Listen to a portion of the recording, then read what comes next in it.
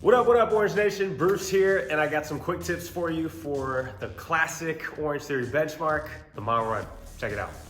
Now, whether it's your favorite or your least favorite, we all know this one well enough. In fact, our relationship with the mile run, it probably goes all the way back to our junior high days. I'm here to run you through a little bit of strategy as well as some mindset and focal points that should help you conquer the 1 mile run. 3 quick and easy strategies for the 1 mile run.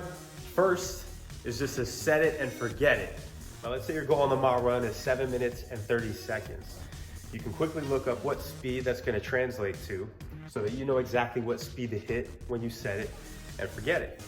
So if I were to start the treadmill,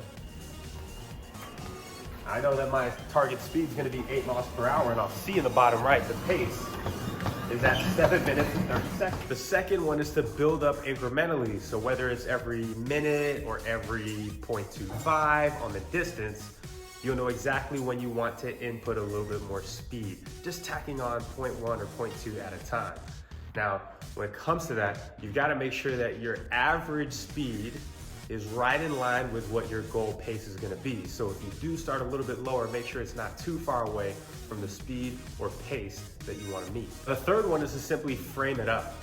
Start really strong, settle in the middle, and then finish even stronger. What that looks like is for the first minute or so, you start at a speed that's probably at a very aggressive push, close to an all-out effort. After that minute has elapsed, you'll settle back into a speed that's right around, if not slightly below, what your targeted pace is. And then for the final minute or even the final 90 seconds, you'll go for a little bit or a lot more speed, making sure that you empty the tank at the very, very end.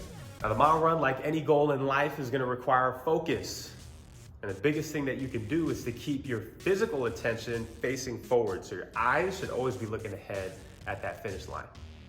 Now it's one thing to be focused physically, it's another thing to have our mental focus in check as well.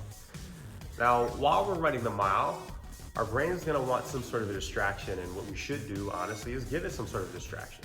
Now, whether you're keeping in tune with your strategy, trying to check on when and where and how you should build your speed, or if it's just going through some sort of a mental checklist, or even trying to remember the words to your favorite song, those are great ways that you can keep your brain churning so that you don't have to think about your legs moving. Now, one of the ways to build confidence when it comes to running on the treadmill is to make sure that you're always running at the very middle of that treadmill deck. Not only is it the softest part of the treadmill and the most forgiving on the joints, but it's the safest place, and it's the place that you're gonna feel most at home. Should you drift to the back end of the treadmill, you hear that squeaking sound, and you'll have that fear that the treadmill speed is gonna eat you, and you'll probably back off on the speed. Now, if you're running too far in front of the treadmill, you know that you're probably running faster than the treadmill itself. Let's say you were at that 8 mile per hour speed on the treadmill.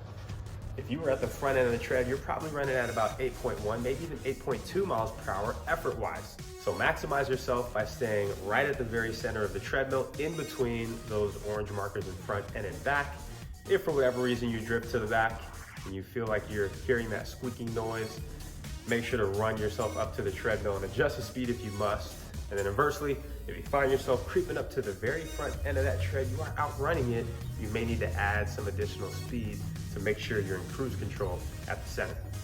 Now, hopefully these coaching tips help you with your 1 mile benchmark run. Either way, go have some fun, vibe with the music, and let's get it done.